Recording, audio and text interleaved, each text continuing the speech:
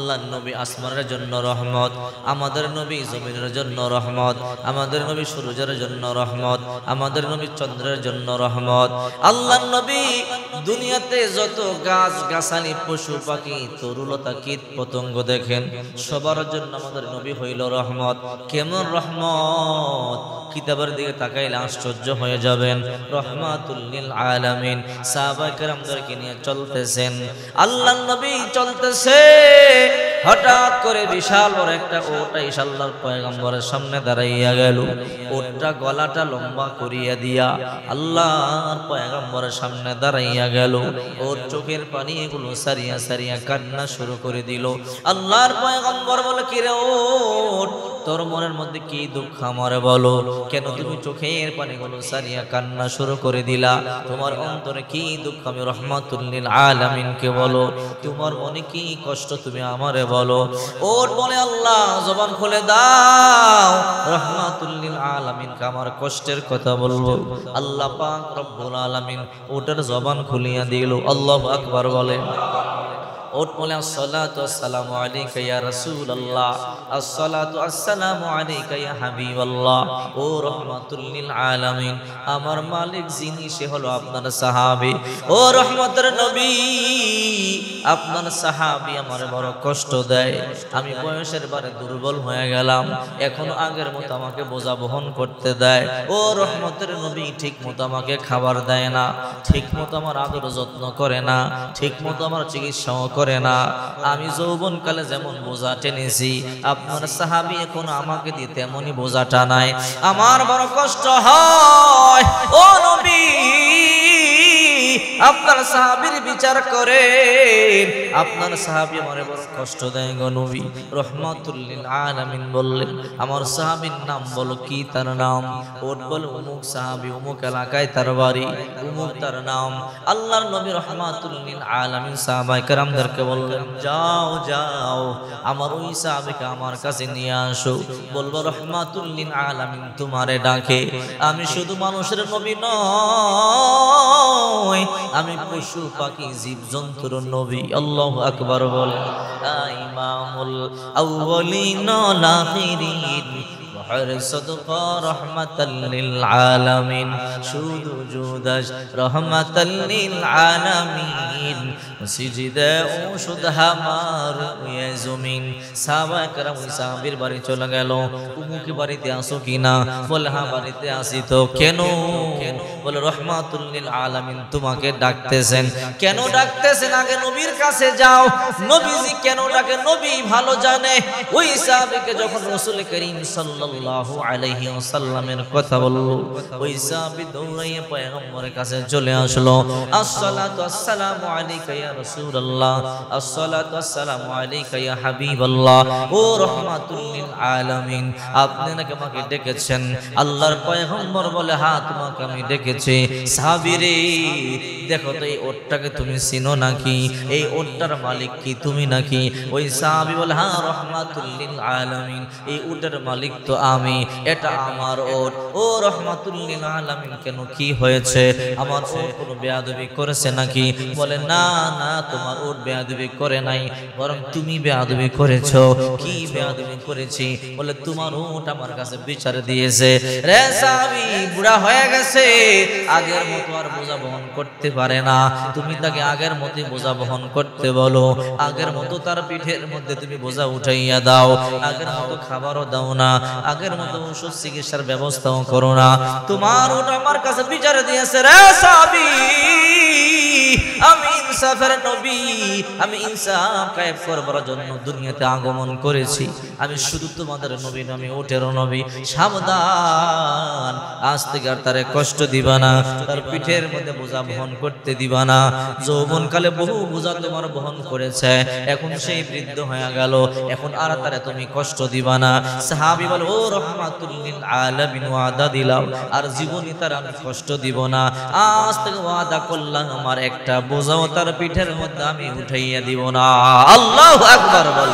मोहम्मद अरबी है वो नबी रास्ते पे हुआ आलम हुआ उसकी पैदाइश से उजाला आलम हुआ उसकी पैदाइश से उजाला शाफिए मुशफ़्फ़ा नाम मोहम्मद अहमद ए तो आते रसूल न हो तो जिंदगी बर्बाद ए तो आते रसूल न हो तो जिंदगी बर्बाद चिंता करे देखें नबी ओटेरो नबी नबी যেমন মানুষের নবী ওটেরো নবী আল্লাহর নবী কেমন রাহমাতুল লিল আলামিন সাহাবা کرامদেরকে নিয়ে চলতেছে চলতে চলতে মরুভূমির মধ্যখানে চলে আসলো বিশাল বড় মরুভূমি আশেপাশে কোনো গাঁও গ্রাম নাই রাহমাতুল লিল আলামিন বসে গেলেন আবু বকর রাদিয়াল্লাহু তাআলা বলে ইয়া রাসূলুল্লাহ আপনি কেন বসে পড়লেন আল্লাহর হাবিব বলে আবু বকর আমার কাজে হাজতের প্রয়োজন পড়ে গেল আমার টয়লেটের প্রয়োজন পড়ে গেল আমার জরুরত পড়ে গেল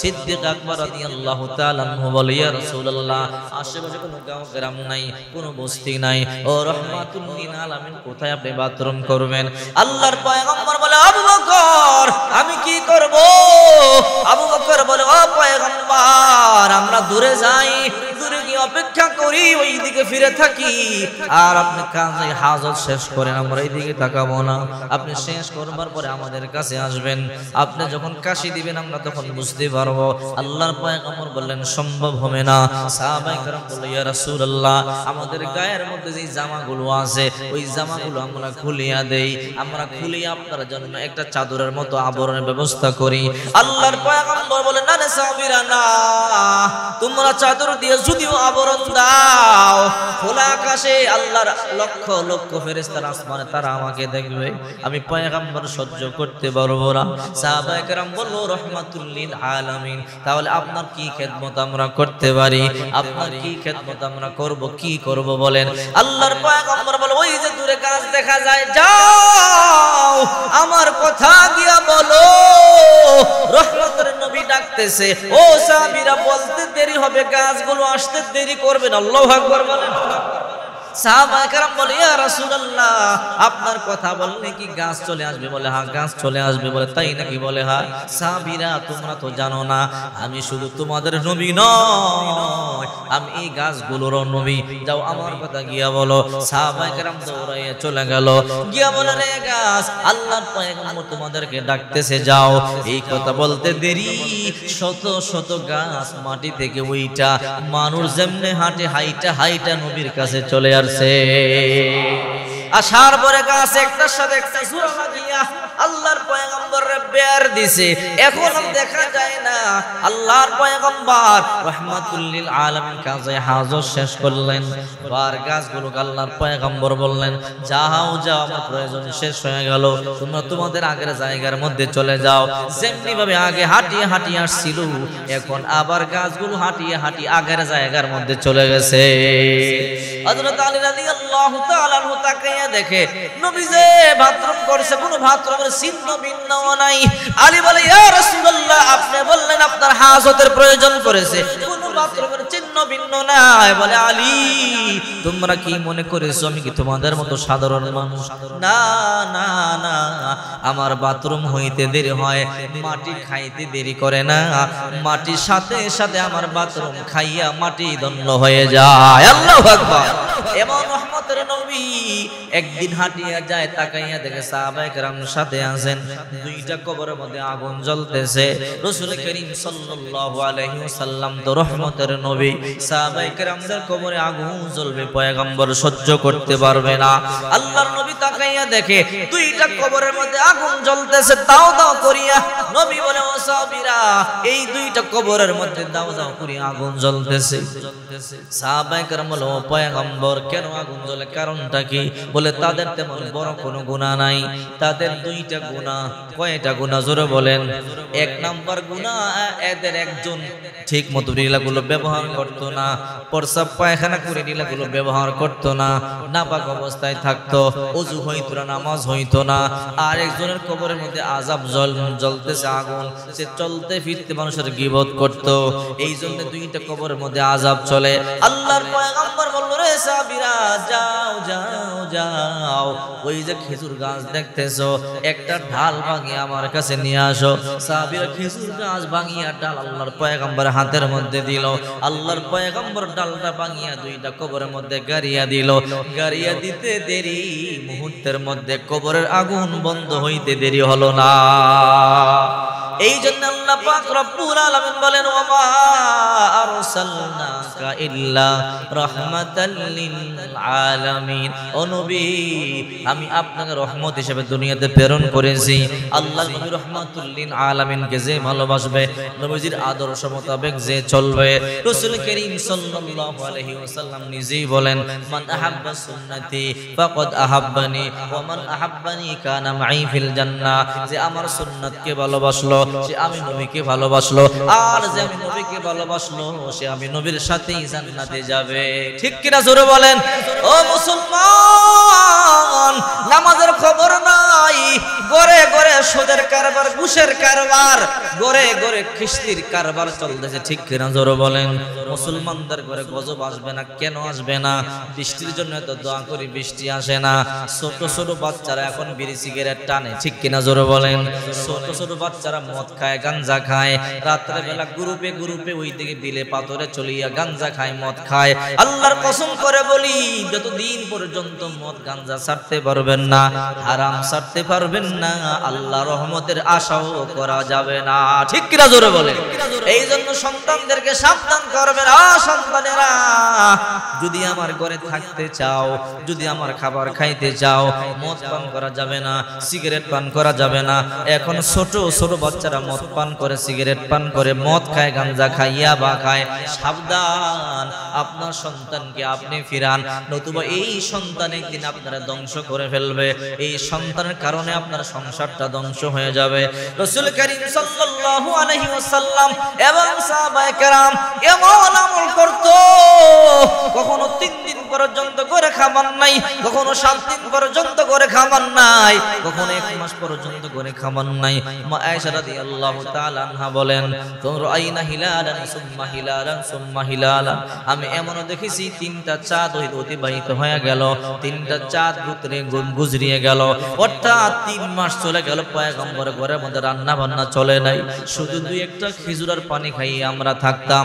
একবার মদিনার মধ্যে দুর্ভিক্ষ চলতেছে, 6 মাস পর্যন্ত দুর্ভিক্ষ, সাহাবীদের ঘরের মধ্যে কোনো খাবার নাই। প্রত্যেকটা সাহাবী বড় ক্ষুধার্ত, বড় কষ্টে জীবন যাপন করতেছে। রহমাতুল লিল আলামিন পর্যন্ত খাবার খাইতে পারতেছেন না। 3 মাস হয়ে গেল, পয়গম্বরের ঘরে রান্না বান্না নাই। হঠাৎ করে আল্লাহর নবী 3 দিন হয়ে গেল, এমন কোন খেজুর পর্যন্ত নেই, পানি পর্যন্ত নাই। আল্লাহর পয়গম্বর মনে মনে চিন্তা করে, মেয়েটার বাড়ি তো পাশে, ফাতেমার বাড়ি, যাই ফাতেমার ঘরে গিয়ে দেখি কোনো খাবার আছে কিনা, থাকলে আমি একটু খাবার খাবো। কারণ বাবারা কিন্তু মেয়েদেরকে বেশি ভালোবাসে, আর মেয়েরাও কিন্তু বাবাদেরকে বেশি ভালোবাসে। ঠিক কিনা জোরে বলেন। আল্লাহর নবী রাহমাতুল লিল আলামিন তার খাদেম আনাস ইবনে মালিক রাদিয়াল্লাহু তাআলা আনহু, মাত্র 7 বছর বয়স। আনাস ইবনে মালিককে বলে, আনাস চল চল, 3 দিন ধরে কোনো খাবার খাইতে পারি না রে আনাস, 3 দিন হয়ে গেল, পানি পর্যন্ত পান করতে পারি না, একটা খেজুর পর্যন্ত খাইতে পারি না। আমার মেয়ের বাড়িতে যাই, আমার মেয়ের বাড়িতে গিয়া দেখি কোনো খাবারের ব্যবস্থা হয় কিনা, আমার মেয়ে কোনো খাবার থাকলে অবশ্যই আমারে দেবে। আনাস ইবনে মালিক রাদিয়াল্লাহু তাআলা আনহু বলে, আমি আল্লাহর নবী রাহমাতুল লিল আলামিনের সাথে চললাম, হাঁটি হাঁটি পা পা করে ফাতেমার বাড়িতে চলে গেলাম। ফাতেমার বাড়িতে গিয়ে রাহমাতুল লিল আলামিন ডাকে, মা ফাতেমা, আমি তোমার বাবা রাহমাতুল লিল আলামিন, দরজা খোলো। ফাতেমা দরজা খোলে না। আল্লাহর নবী বলে, এ মা ফাতেমা, আমি তোমার আব্বা জান রাহমাতুল লিল আলামিন, মদিনা শরীফ থেকে তোমাকে দেখবার জন্য আসলাম, দরজা খোলো। হযরত ফাতেমা কোনো কথা বলে না, দরজা খোলে না। 3 বার আল্লাহর পয়গম্বর ডাকলেন, মা ফাতেমা, দরজা খোলো, আমি তোমার বাবা মদিনা শরীফ থেকে আসছি তোমারে দেখবার জন্য। 3 বার বলবার পরে আল্লাহর নবী মনে মনে ভাবে, ফাতেমাকে রাগ করলো নাকি, কিরে মা রাগ করলা নাকি? বলে, না আব্বা জান, আমি রাগ করি নাই। ও মা, 3 বার বললাম, তুমি কি শোনো নাই? বলে, হ্যাঁ শুনেছি। ও মা, কেন দরজা খোলো নাই? আব্বা জান, আমার পরনে এমন একটা কাপড় নাই যে কাপড়টা পরে আমি আপনার সামনে আসব। খাতুনে জান্নাত ফাতেমা, চিন্তা করে দেখেন এই পৃথিবীর মধ্যে যত নারী আছে সবার থেকে জান্নাতে সর্দারিনী হবে ফাতেমা। সেই ফাতেমা বাবার সামনে আসবে, এমন একটা কাপড় নাই। ফাতেমা 15 দিন পর্যন্ত না খাওয়া বিছানা থেকে উঠতে পারে না। আল্লাহর পয়গম্বর পাগড়ি মোবারকটা ঢিল মারিয়ে ভিতরে দিল, দেওয়ার পর ফাতেমা পড়িয়া দরজা খুলে দিল। রহমাতুল লিল আলামিন তাকাইয়া দেখে ফাতেমা শুকাইয়া গেল। নবী আমার বুঝতে পারে নাই ফাতেমা এমন কেন শুকাইয়া গেল। ফাতেমা বলে আব্বা জান হঠাৎ করে আপনি কেন আসলেন? বলে মা আজকে 3 দিন ধরে আমার ঘরে কোনো খাবার নাই। ও মা ফাতেমা তোমার ঘরে কোনো খাবার থাকলে আমি বাবারে একটু খাবার দাও, আমি চলতে পারি না। ফাতেমা চোখের পানি মুছারিয়া কান্না শুরু করে দিল। আল্লাহর পয়গম্বর বলে কি রে মা মনে কি দুঃখ বলো, হঠাৎ করে চোখের পানি মুছারিয়া কেন কান্না করো? ফাতেমা বলে আব্বা জান আপনি আমার কাছে খাবার চাইলেন, খাবার দিতে পারলাম না। আব্বা জান আমার ঘরে আজকে 2 মাস ধরে কোনো খাবার নাই। ও আব্বা জান তাকাইয়া দেখেন আপনার নাতি হাসান হোসেন শুয়ে আছে, উঠতে পর্যন্ত পারে না। ক্ষুধার যন্ত্রণায় চোখের পানি সারিয়া সারিয়া কান্না করি। আল্লাহর নবী হাসান হুসাইনের কাছে গেল। হাসান হুসাইন কেমন আছো? নাতি 2 জন বলে না না আজকে 3 দিন ধরে কোনো খাবার খাইতে পারি না, আর 2 মাস ধরে ঘরে তেমন রান্না বান্নার খাবার নাই। খেজুর পানি খাইয়ে থাকি কিন্তু 3 দিন ধরে খেজুর পর্যন্ত নাই। ওটা মদিনার মধ্যে দুর্ভিক্ষ চলতেছে। রহমাতুল লিল আলামিন মনে মনে চিন্তা করে আমার ঘরে খাবার নাই, আমি আসছি ফাতেমার বাড়িতে একটু খাবারের জন্য। আর ফাতেমা আরো বড় কষ্টে আছে, অথচ ফাতেমা সেই কষ্টের কথা আমার বলে নাই। নবী আমার চোখের পানি সারিয়া কান্না শুরু করে দিল। ফাতেমা বলে আব্বা জান আমার হাসান হুসাইনের মুখের মধ্যে আপনি একটু থুতু লাগাইয়া দেন, আমার বিশ্বাস আপনার থুতু মোবারক তারা খাইলে ক্ষুধা নিবারণ হয়ে যাবে। আব্বা জান নয়তো হাসান হুসাইন বাঁচবে না, ক্ষুধার যন্ত্রণায় তাপড়ায়া হাসান হুসাইন মরিয়া যাবে। আল্লাহর পয়গম্বর রহমাতুল লিল আলামিন সহ্য করতে পারলেন না। রহমাতুল লিল আলামিন বলে মা তুমি টেনশন করবা না, আমি যাই দেখি, আমি একটু বাহিরে যাই দেখি খাদ্যের সন্ধান করতে পারি কিনা। আনাস ইবনে মালিক রাদিয়াল্লাহু তাআলা আনহু বলেন রহমাতুল লিল আলামিন আমাকে নিয়ে একটু বাহির হয়ে গেলেন, খাবারের সন্ধানে খুঁজতেছে নাতিদের জন্য কোনো খাবারের ব্যবস্থা করতে পারি কিনা। মদিনাতুল মুনাওয়ারা থেকে 3 মাইল দূরে হলো উহুদ পাহাড়। দেখতে যদিও কাছে দেখা যায় কিন্তু 3 মাইল দূরে উহুদ পাহাড়। রহমাতুল লিল আলামিন আনাস রাদিয়াল্লাহু তাআলা আনহুকে নিয়ে চলতে চলতে উহুদ পাহাড় পর্যন্ত চলে গেল। উহুদ পাহাড়ের পাশে গিয়া দেখে উহুদের পাদদেশে একটা বিশাল বড় খেজুর বাগান দেখা যায়। একটা ইহুদি ওই যে কূপ থেকে পানি উঠাইয়ে খেজুরের গাছের চারার মধ্যে দেয়, 1 বালতি উঠায় 1 বালতি একটা চারার মধ্যে দেয়, 1 বালতি উঠায় একটা আর 1 বালতি একটা গাছের মধ্যে দেয়। আল্লাহর পয়গম্বরকে বলে রে ইহুদি ভাই তোমার কি কোনো খাদেম লাগবে নাকি? বলে কেন? তোমার বাগানে খেজুর গাছে পানি দেওয়ার জন্য কোনো খাদেম লাগলে বলো। ইহুদি কয় মদিনার মধ্যে দুর্ভিক্ষ চলতেছে, টাকা দেওয়ার মতো টাকা আমার কাছে নাই, পয়সা দেওয়ার মতো পয়সা আমার কাছে নাই, এই জন্য নিজের কাজ আমি নিজেই করতেছি। আল্লাহর পয়গম্বর বলে তেমন টাকা তোমার দেওয়া লাগবে না, তুমি চাইলে আমি তোমার খেজুর বাগানে পানি দিতে পারি, তুমি আমার অল্প কিছু খেজুর দিলেই হবে। এই কথা বলবার পরে ইহুদি মনে মনে চিন্তা করে আমিও তো ক্লান্ত হয়ে গেলাম, পরিশ্রান্ত হয়ে গেলাম, যেহেতু এই লোকটা আমার খেজুর বাগানে পানি দিতে চায়, কিছু খেজুরের বিনিময়ে আমি তারে দিয়ে কাজটা নিয়ে নেই। ইহুদি চিনতে পারে না ইনি রহমাতুল লিল আলামিন। ইহুদি বলে ভাই তুমি আমার খেজুর বাগানের মধ্যে পানি দাও। রহমাতুল লিল আলামিন বলল বালতিটা আমার দাও। আনাস ইবনে মালিক রাদিয়াল্লাহু তাআলা আনহু বলে ইহুদি চিনতে পারে না ইনি রহমাতুল লিল আলামিন বিশ্ব নবী মুহাম্মদুর রাসূলুল্লাহ। আহারে যাকে সৃষ্টি না করলে আল্লাহ দুনিয়া সৃষ্টি করত না, ওই রহমাতুল লিল আলামিন বালতি নিয়ে যখন কূপের মধ্যে পানি উঠায়, আনাস ইবনে মালিক বলে সুন্দর নবীর উদরের আলোতে লাল হয়ে গেছে।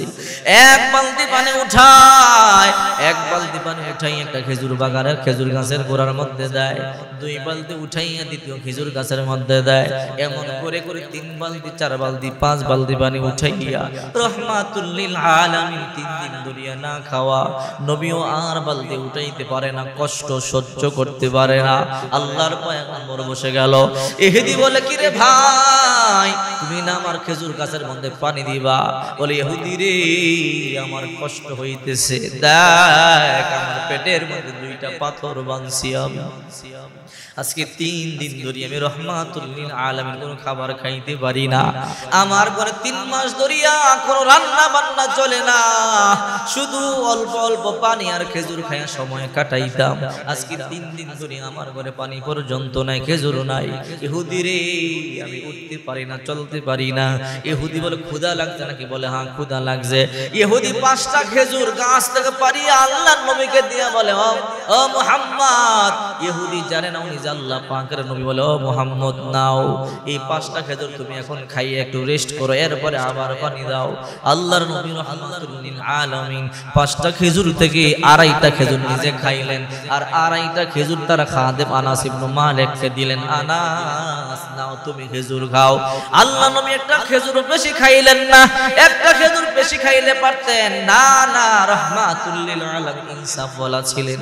খেজুর ভাগ করে 2.5টা খেজুর নিজে খাইলেন, আর 2.5টা খেজুর আনাস ইবনে মালিককে দিলেন। আনাস ইবনে মালিক বলে, এরপর আল্লাহর নবী কিছুক্ষণ পরে গায়ে শক্তি হলো, আবার বালতি নিয়ে যখন কূপের পাশে গেল, আল্লাহর নবী রহমতের নবী আবার কূপের মধ্যে বালতি ফালাইলো, আবার কূপ থেকে আবার পানি উঠাইলো। 6 নম্বর বালতি, আবার 6 নম্বর বালতির পানিটা আবার খেজুর গাছের গোড়ার মধ্যে দিল। আবার 7 নম্বর বালতি ফালাইলো, 7 নম্বর বালতির পানিটা আবার 7 নম্বর খেজুর গাছে দিল। 8 নম্বর বালতি ফালাইলো, 8 নম্বর বালতির পানি খেজুর গাছের গোড়ার মধ্যে দিল। 9 নম্বর বালতি ফালাইয়া আবার 9 নম্বর বালতির পানি উঠাইয়া 9 নম্বর খেজুর গাছে দিছে। কিন্তু যখন 10 নম্বর বালতি ফালায়, আল্লাহর নবী যখন টান দিছে, রশি সিরিয়া বালতি একদম নিচে পড়ে গেছে। ইহুদি কয়, কি রে মুহাম্মদ, বসিয়া রইলা কেন, কেন পানি দাও না? বলে, ও ইহুদি ভাই, তোমার রশিটা নরম হয়ে গেল, পানিতে ভিজতে ভিজতে নরম হয়ে গেল, রশি ফালাইলাম, রশিটা ওই যে কূপের নিচে চলে গেল। ইহুদি কয়, না না, তোমার দোষ, তুমি নিজে বালতিটা সিরিয়া ফালাইছো। আল্লাহর পয়গম্বর বলেন, আরে ইহুদি ভাই, তোমার রশি নরম হয়ে গেছে, এই জন্য বালতি সিরিয়া রশিটা নিচে বালতি পড়িয়া গেল। ইহুদি কয়, না, তুমি বালতি ফালাইছো। ও মুহাম্মদ, তুমি নিজেই বালতি ফালাইছো। আল্লাহর পয়গম্বর বলে, না না, আমি বালতি ইচ্ছা করিয়া ফালাই নাই, রশি নরম হয়ে গেছে, পাটের রশি সিরিয়া নিচে পড়ে গেছে। এক কথা দুই কথা, ইহুদি আল্লাহর পয়গম্বর একটা থাপ্পড় মারিয়া দিছে। আনাস ইবনে মালিক রাদিয়াল্লাহু তাআলা আনহু বলে, আমার সহ্য হয় নাই। ইহুদি যখন আল্লাহর পয়গম্বর একটা থাপ্পড় মারিয়া দিছে, এরপর আল্লাহর পয়গম্বর পরিচয় দেন, আমি রহমাতুল লিল আলামিন, আমারে না বানাইলে গোটা দুনিয়া বানাইতো না, কেমনে আমার গায়ের মধ্যে তুই থাপ্পড়টা লাগায়া দিলি? ইহুদিরা মুসলমানদের চূড়ান্ত শত্রু। আল্লাহ নিজে কোরআনের মধ্যে বলেন, ওয়ালান তারাদু আনকাল ইয়াহুদ ওয়ালান নাসারা হাত্তা তাত্তাবিআ মিল্লাতাহুম। নবী, এই ইহুদি খ্রিস্টানেরা ততক্ষণ পর্যন্ত আপনার উপরে সন্তুষ্ট হবে না যতক্ষণ পর্যন্ত আপনি তাদের ধর্ম গ্রহণ না করবেন। দেখেন না, ইসরায়েলের ইহুদিরা মুসলমানদের চূড়ান্ত শত্রু, ঠিক কিনা জোরে বলেন? তারা মুসলমানদের উপরে বোম ফালাইতেছে, ছোট ছোট বাচ্চাদের বুকের মধ্যে গুলি করতেছে, দুধের বাচ্চাদেরকে বোম মারি আকাশের মধ্যে উড়াইয়া দেয়। বিন্দু পরিমাণে এদের অন্তরের মধ্যে মায়া নাই। আল্লাহ তাআলা বলে, ওয়ালান তারাদু আনকাল ইয়াহুদ ওয়ালান নাসারা হাত্তা তাত্তাবিআ মিল্লাতাহুম। ও নবী, আপনি ভালো করে জানিয়ে আলন, এই ইহুদিরা, এই খ্রিস্টানেরা চূড়ান্ত শত্রু। যতক্ষণ পর্যন্ত তাদের ধর্ম গ্রহণ না করবেন ততদিন পর্যন্ত তারা আপনার উপরে সন্তুষ্ট হবে না। যখন তাদের ধর্ম গ্রহণ করবেন তখন তারা সন্তুষ্ট হবে। ওই যে দেখেন না, 557 খ্রিস্টাব্দে সুলতান নুরউদ্দিন জঙ্গি রহমাতুল্লাহি আলাইহি ইরাকের বাদশা, তখন আরব দেশের সেন্ট্রাল ছিল, আরব দেশের দেশ পরিচালিত হইতো ইরাক থেকে। সুলতান নুরউদ্দিন জঙ্গি রহমাতুল্লাহ আলাইহি একদিন তাহাজ্জুদের নামাজ পড়বার জন্য ঘুম থেকে জাগলেন। নুরউদ্দিন জঙ্গি রহমাতুল্লাহি আলাইহি ওযু করিয়া তাহাজ্জুদের নামাজ আদায় করলেন। করলেন তাহাজ্জুদের নামাজ আদায় করিয়া সুলতান নুরউদ্দিন জঙ্গি রহমাতুল্লাহ আলাইহি একটু ঘুমাইয়া গেলেন। হঠাৎ করে স্বপ্ন দেখে আল্লাহর পয়গম্বর বলে, সুলতান নুরউদ্দিন এই তিনটা লোক আমারে বড় ডিস্টার্ব করে, আমারে বড় কষ্ট দেয়। সুলতান নুরউদ্দিন জঙ্গি রহমাতুল্লাহি আলাইহি ঘুম থেকে জাগলেন করে, আমি তো আল্লাহর নবীর স্বপ্ন দেখলাম, আর আল্লাহর নবী স্বপ্নে আমারে বলল, সুলতান নুরউদ্দিন এই তিনটা লোক আমারে বড় কষ্ট দেয়, এই তিনটা লোককে তুমি থামাও। এবার সুলতান নুরউদ্দিন জঙ্গি রহমাতুল্লাহ আলাইহি আবার ঘুমায়া গেলেন। ঘুমের করে আবার স্বপ্ন দেখে আল্লাহর পয়গম্বর বলে, রে সুলতান নুরউদ্দিন এই তিনটা লোক আমারে বড় কষ্ট দেয়। প্রথম দিন স্বপ্ন দেখলেন, স্বপ্ন দেখিয়া টেনশন করে, কি স্বপ্ন দেখলাম? আল্লাহর নবী আমার স্বপ্ন দেখাইলো তিনটা লোক আমার ডিস্টার্ব করে, আমার হেফাজত করো। এবার সুলতান নুরউদ্দিন সারাদিন চিন্তা ভাবনা করলেন, কাউকে বললেন না। দ্বিতীয় দিন আবার তাহাজ্জুদ পড়বার জন্য ঘুম থেকে জাগলেন, ওযু করিয়ে তাহাজ্জুদের নামাজ আদায় করলেন। তাহাজ্জুদের নামাজ আদায় করে আবার একটু ঘুমাইলেন ফজরের আগে।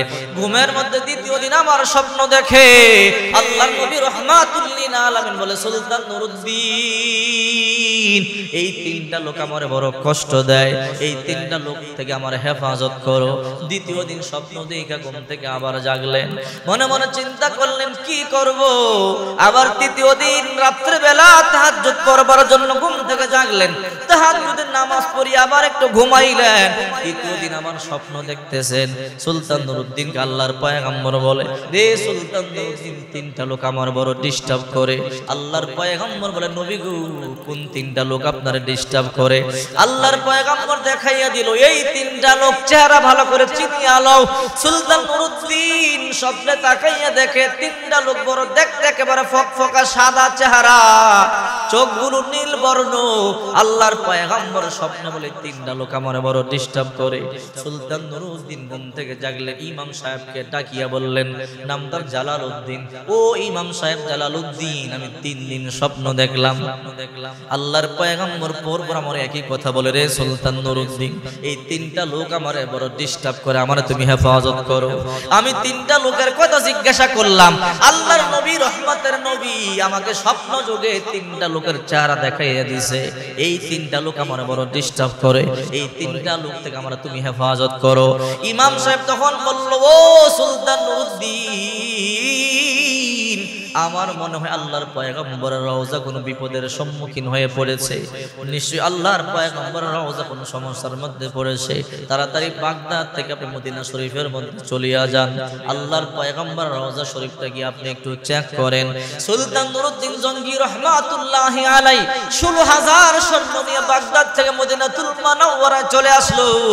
মদিনাতুল মুনাওয়ারার মধ্যে এসে সুলতান নুরউদ্দিন ঘোষণা দিল, আমি গভর্নরের মাধ্যমে মদিনা পরিচালিত করি, আমি হইলাম বাদশা, বহুদিন দূরে আসতে পারি না, আসল কথা বলে না, আসল কথা মনে মনে। সুলতান নুরউদ্দিন বলে, হে মদিনাবাসী, আমি তোমাদেরকে দাওয়াত দিয়ে খাবার খাওয়াবো, সবাই আমার দাওয়াতের মধ্যে আসবা, কেউ বাদ থাকতে পারবা না, যদি কেউ বাদ থাকো কঠিন শাস্তি দেব, কোন অনুষ্ঠানে যাইবা না, আমি দাওয়াত দিব, আমার দাওয়াত খাইতে আসবা। সুলতান নুরউদ্দিন মদিনার মধ্যে খাবার পাকানো শুরু করে দিল, বিশাল আয়োজন চলছে। যখন রান্না বান্না শেষ হয়ে গেল, এলান করে দিল, হে মদিনার লোকেরা, তোমরা সবাই আমার এই খাবার খাইবা, এই গেট দিয়া ঢুকবা, আমি এই গেটের মধ্যে বসিয়া থাকবো, এই গেট দিয়া ঢুকবা, খাবার খাইয়া পিছনের গেট দিয়া বাহির হয়ে যাবা। সুলতান নুরউদ্দিন জঙ্গির কথা হলো, আল্লাহর নবী রহমাতুল লিল আলামিন যেই তিনটা লোকের আমার স্বপ্নে দেখাইছে, ওই তিনটা লোকের আমি খুঁজিয়া খুঁজিয়া বাইর করব। আল্লাহর পয়গম্বর তো স্বপ্নে দেখাইছে তিনটা লোক আমার বড় ডিস্টার্ব করে, বড় কষ্ট দেয়। সুলতান নুরউদ্দিন জঙ্গি রহমাতুল্লাহি আলাইহি খাবার দাবার পাকাইয়া দাওয়াত দিল, ও মদিনাবাসী সবাই চলে আসো, সবাই আমার খাবার খাইবা, কেউ বাকি থাকতে পারবা না। সবাই খাবার খাওয়ার জন্য সিরিয়াল ধরছে, একজন একজন করিয়া ভিতরে যায়, খাবার খাইয়া বাহির হয়ে যায়। প্রথম দিন খাবার খাওয়াইলো, কিন্তু ওই তিনটা লোকরে তো দেখলো না। দ্বিতীয় দিন আবার বললো, যারা বাকি আছো সবাই আসো। দ্বিতীয় দিন সবাই খাবার খায়, কিন্তু সুলতান যাদেরকে তালাশ করে স্বপ্ন যোগে আল্লাহর নবী যাদেরকে দেখাইছে তাদেরকে তো পায় না। তৃতীয় দিন সুলতান নুরউদ্দিন জঙ্গি রহমাতুল্লাহি আলাইহি আবার খাবারের আয়োজন করলেন, আসো খাবার খাইয়া যাও। সবাই ঢুকিয়া খাবার খায় বের হয়। নুরুদ্দিন জঙ্গি রহমাতুল্লাহ আলাইহি তিনটা লোকের সন্ধান পাইল না। বলল দেখো তো আর কেউ খাবার খাওয়া বাকি আছে কিনা। মদিনার সবাই ঘোষণা দিল, ও সুলতান নুরুদ্দিন, কেউ বাকি নাই, সবাই খাবার খেয়ে ফেলেছে। হঠাৎ করে একজন বলে, ও সুলতান, তিনটা লোক আল্লাহর ওলি দরবেশ, তারা অন্য কারো খাবার খায় না। মদিনার যারা আছে সবাই খাবার খেয়ে ফেলেছে, কিন্তু এই তিনটা লোক আমাদের দেশের না, অন্য দেশের। সারাদিন তারা মসজিদে নববীর মধ্যে তালিমের কাজ করে, দাওয়াতের কাজ করে, আর রাত্রে বেলা তারা যে তাদের ঘরের মধ্যে ঢুকে আর বেহেন বাইর হয় না।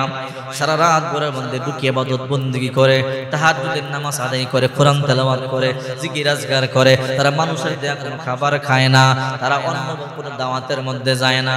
সুলতান নুরুদ্দিন মনে মনে চিন্তা করে, কোন তিনজন? বলে ওই যে দেখেন জান্নাতুল বাকির পাশে ছোট্ট একটা ঘর আছে, ওই ঘরের মধ্যে তিনটা মেহমান থাকে। ওই তিনটা মেহমান আপনার খাবার খাইতে আসে নাই। এই তিনটা মেহমান ছাড়া যত মানুষ মদিনায় আছে সবাই আপনার খাবার খাইলো।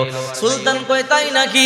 মনে মনে কয় এদেরকেই তো আমি খুঁজতেছি। নুরুদ্দিন জঙ্গি রহমাতুল্লাহি আলাইহি সৈন্যদেরকে নিয়ে গোটটা ঘেরাও দিল। গোটটা বের দেওয়ার পরে নুরুদ্দিন জঙ্গি রহমাতুল্লাহি আলাইহি দরজার সামনে গিয়ে বলে, দরজা খোলো। বলে না, দরজা খোলা যাবে না, ভিতর থেকে আওয়াজ, দরজা খোলা যাবে না। নুরুদ্দিন জঙ্গি রহমাতুল্লাহি আলাইহি বলে, আমি নুরুদ্দিন জঙ্গি বাদশা বলতেছি, দরজা খোলো। বলে না না, দরজা খোলা যাবে না। নুরুদ্দিন জঙ্গি বলে, এই পুলিশ, তোমরা দরজা ভাঙ্গো। দরজা ভাঙলো। দরজা ভাঙার পর ভিতরে ঢুইকা দেখে আল্লাহর পয়গম্বর যে তিনটা লোকের কথা বলছে, ওই তিনটা লোক কেউ সেজদার মধ্যে বসা, কেউ বসে কোরআন তেলাওয়াত করতেছে। সবাই কই দেখেন তারা আল্লাহর ওলি, খাঁটি আল্লাহর ওলি। এরা মানুষের দাওয়াত খায় না। আপনি দাওয়াত দিলেন, মদিনাবাসী সবাই দাওয়াত খাইলো, তিনটা লোক দাওয়াত খায় নাই। সুলতান নুরুদ্দিন জঙ্গি রহমাতুল্লাহ আলাইহি মনে মনে ভাবে, গত রাতে রহমাতুল লিল আলামিন আমার তিন না স্বপ্ন দেখাইছে। এই তো সেই তিনটা চেহারা আল্লাহর পয়গম্বরের বড় ডিস্টার্ব করে। এই তো সেই তিনজন, যেই তিনজনকে পয়গম্বর দেখাইলো। সুলতান নুরুদ্দিন জঙ্গি রহমাতুল্লাহি আলাইহি বলে, তোমরা এদেরকে বাহির করো, অ্যারেস্ট করো, আমি এই ঘরটা তন্ন তন্ন করিয়ে তালাশ করব। আল্লাহর পয়গম্বর আমারে বলল, আমি বড় কষ্টে আছি, তাড়াতাড়ি করিয়া তাদের থেকে আমার হেফাজত করো। এদেরকে অ্যারেস্ট করবার পরে মদিনার লোকেরা বলে, ও সুলতান, এত বড় আল্লাহর ওলিদেরকে আপনি কেন অ্যারেস্ট করতেছেন? বলে তোমরা তা বুঝবা না। এবার সুলতান নুরুদ্দিন যখন জায়নামাজ উঠাইছে, জায়নামাজ উঠাইয়া দেখে জায়নামাজের নিচে বিশাল বড় গর্ত। এই গর্ত করিয়া আস্তে আস্তে রওজা শরীফের দিকে যাইতেছে। তাদের উদ্দেশ্য হলো রওজা শরীফ থেকে লাশটা চুরি করিয়া তারা এখান থেকে নিয়ে যাবে, এখান থেকে লাশটা নিয়ে যাবে, আর মুসলমানদেরকে বলবে তোমাদের নবীর লাশ রওজায় নাই, দেখো। চিন্তা করে দেখেন, সুলতান নুরুদ্দিন জঙ্গি আশ্চর্য হয়ে গেল। তারা রাত্রে বেলা ঘরের মধ্যে ঢুকিয়া গর্ত খনন করে, গর্ত খনন করিয়া মাটিগুলো উঠাইয়া জান্নাতুল বাকি কবরস্থানের মধ্যে নিয়ে ফালায়। বহুদিন ধরিয়া গর্ত খনন করতেছে। গর্ত খনন করতে করতে একেবারে রওজা শরীফ পর্যন্ত চলে আসছে। আর একটা রাত যদি পাইতো, তারা আল্লাহর পয়গম্বরের লাশটা চুরি করিয়া ফেলতো। আর একটা রাত পাইলে পয়গম্বর চুরি করতে পারতো। সুলতান নুরুদ্দিন জঙ্গি বলে, দেখো ইহুদিরা কেমন বড় চক্রান্ত করছে, দেখো আমারে আল্লাহর পয়গম্বর তিন রাত স্বপ্ন দেখাইছে। রে সুলতান নুরুদ্দিন, ইহুদিরা আমারে চক্রান্ত করিয়া বড় কষ্ট দেয়, তোমার তার থেকে আমারে হেফাজত করো। মদিনাবাসী অবাক হয়ে গেল। সুলতান নুরুদ্দিন তিনজনকে জান্নাতুল বাকির সামনে লটকাইয়া ফাঁসি দিল। কারণ ইহুদিরা কখনো মুসলমানদের বন্ধু হইতে পারে না, ঠিক কিনা জোরে বলেন। এই জন্য আল্লাহ পাক রব্বুল আলামিন বলেন, ওয়ালান তারদা আনকাল ইয়াহুদু ওয়ালান নাসারা হাত্তা তাত্তাবিআ মিল্লাতাহুম। হে নবী, এই ইহুদি খ্রিস্টানরা ততক্ষণ পর্যন্ত আপনার উপর সন্তুষ্ট হবে না যতক্ষণ পর্যন্ত ধর্ম গ্রহণ না করবেন। ওই ইহুদি নবী যখন বালতিটা পানির মধ্যে ফালাইয়া দিল, রশি ছিঁড়িয়া গেল। ইহুদি কয়, ও মুহাম্মদ, তুমি নিজে রশি ছিঁড়ছো। আল্লাহর পয়গম্বর বলে, না, রশি দুর্বল হয়ে গেছে, পানি ভিজিয়া নরম হয়ে গেছে, এই জন্য রশিটা পড়িয়া গেল। ইহুদি কয়, না মুহাম্মদ, তোমার দোষ। আল্লাহর পয়গম্বর বলে, না, রশির দোষ। ইহুদি পয়গম্বরের একটা থাপ্পড় মারিয়া দিল। রহমাতুল লিল আলামিন চোখের পানিগুলো সারিয়া সারিয়া কান্না শুরু করে দিল। ইহুদি বলে, ও মুহাম্মদ তুমি চলিয়া যাও, তোমাকে আর আমি তোমারে দিয়ে কাজ করাইব না, তুমি আমার বালতি পানির মধ্যে ফালাইয়া দিলা। রহমাতুল লিল আলামিন দূরে চলে গেল। অনেক দূরে যাওয়ার পরে ইহুদি গালিগুলো শুরু করে দিল।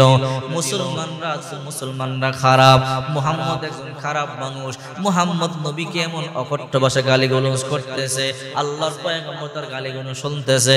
রহমাতুল লিল আলামিন আনাস রাদিয়াল্লাহু তাআলা বলো, রহমাতুল লিল আলামিন এই ইহুদি আপনার গালিগালাজ করতেছে, সহ্য করতে পারি না, আপনি অনুমতি দেন আমি তারে শায়েস্তা করি। আল্লাহর পয়গম্বর বলল, না না না, আবারও গালিগালাজ করতেছে। নবী হাঁটিয়া চলিয়া যায়, আবারও গালিগালাজ করে। রহমাতুল লিল আলামিন সহ্য করতে পারে নাই, আবার উল্টা আসি বলে, কে রে ইহুদি কেন আমার গালিগালাজ করতেছো? বলে, তুমি আমার বালতি ফালাইয়া দিয়ে চলিয়া যাইতেছো। রহমাতুল লিল আলামিন বলে, ইহুদি আয় আয়, যেই বালতির জন্য আমার গালিগালাজ করে আয় আয়। কূপের পাশে গিয়ে আল্লাহর নবী ডাক দিল, রে কূপ, ইহুদি আমার না চিনতে পারে, তুই তো আমার চিনো। ও কূপের পানি, আয় আয় উপরে আয়, আমি এই বালতি ইহুদির দিয়া গালি থেকে মুক্ত পাইতে চাই। রহমাতুল লিল আলামিন ডাক দিতে দেরি, কূপের নিচ থেকে লাফ দিয়ে পানিতে উপরে উঠতে বিন্দু পরিমাণ দেরি করে না। আল্লাহু আকবার। ইহুদি আশ্চর্য হয়ে গেল। আল্লাহর নবী বালতিটা নিয়ে বলে, রে ইহুদি নে, এই বালতির জন্য তুই আমার গালিগালাজ করছো, বালতিটা নে নে। এবার ইহুদি কয়, ও আনাস, এই লোকটাকে চিনতে পারো নাই? বলে, নাই, রহমাতুল লিল আলামিন। ইহুদি চোখের পানি গুলো সারিয়া কান্না শুরু করে দিল। ইহুদি বাড়িতে চলে গেল। বিবির গিয়ে বলল, বিবি একটা কাজ আজকে হয়েছে। বলে, কি কাজ? এক লোক কাজ না পাইয়া আমার বাগানে গিয়ে পানি দিল, তখন বালতি পানিতে পড়ে যায়, আমি একটা থাপ্পড় দিছি, কোনো কথা বলে নাই। যখন আমি গালিগালাজ শুরু করে দিলাম, ওই লোকটার আমি থাপ্পড় দিয়ে দিলাম। ওই লোকটা তার বড় কিছু বলে নাই। আমি লোকটার বাবা মা ধুয়ে গালিগালাজ শুরু করে দিলাম। ওই লোকটা আমার আইসা বলে, কেন গালিগালাজ করো? আমি বললাম, আমার বালতি কেন ফালাইয়া দিলা? এমন লোক জীবনে দেখি নাই। কূপের ডাক দিছে, পানি লাফ দিয়ে উপরে চলে আসছে। ওই লোকটা বালতিটা আমার দিয়া চলিয়া যায়। রে বিবি, ওই লোকটার নাম নাকি মুহাম্মদ। বিবি কয়, স্বামী কি করছো? আমার বাড়ি মদিনায়, তুমি রহমাতুল লিল আলামিন মুহাম্মদ নবীর গায়ের মধ্যে টাচ করছো।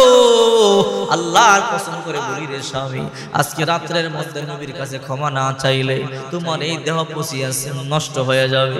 তাড়াতাড়ি যাও, রহমাতুল লিল আলামিন থেকে গিয়া ক্ষমা চাও। ইহুদি বলে, তাই নাকি? বলে, হ্যাঁ। বলে, যেই হাত দিয়ে রহমাতুল লিল আলামিনকে আমি কষ্ট দিছি, ওই হাত আমি আমার দেহের সাথে রাখবো না। একটা দা দিয়া কোপ দিয়ে হাতরা ফালাইয়া দিল। এই হাতরা নিয়ে ইহুদি ক্ষমা চাইবার জন্য মদিনাতুল মুনাওয়ারা যায়। মদিনায় গিয়া কয়, ও ফাতেমার বাড়ি কোনটা? বলে, কেন? বলে, আমি রহমাতুল লিল আলামিনের কাছে যাব। ইহুদির ডান হাতটা তার বাম হাতের মধ্যে রক্তগুলো ঝরতেছে। আল্লাহর নবী ফাতেমার ঘরে গেল। রহমাতুল লিল আলামিন ফাতেমারে বুঝ দিতেছে, হাসান হোসেন বুঝ দিতেছে। হঠাৎ করে ইহুদি দরজার মধ্যে গিয়া নক করলো। দরজা খুলো, রহমাতুল লিল আলামিন। আল্লাহর পয়গম্বর বলে, তুমি কে? ও রহমাতুল লিল আলামিন, আমি ওই ইহুদি যে আপনারে থাপ্পড় দিছিলাম, তুমি আবার কেন আমার বাড়িতে আসলা? আমি তো তোমার বালতি তোমাকে দিয়েই আসলাম। ও রহমতের নবী দরজা খুলিয়ে দেখেন। আল্লাহর নবী দরজা খুললো। ইহুদি বলে, ও রহমতের নবী, আমি আপনার চিনতে পারি নাই, আমার বিবি আপনার ঠিকানা আমারে দিল, আপনি শেষ নবী রহমাতুল লিল আলামিন, আমি বুঝতে পারি নাই। ও রহমাতুল লিল আলামিন, এই যে দেখেন, যে হাত দিয়ে আমি আপনারে কষ্ট দিছি, এই জন্য ওই হাত আমি কাটিয়া ফালাইয়া দিছি। আল্লাহর পয়গম্বর বলে, হাত তুমি কাটতে গেলা কেন?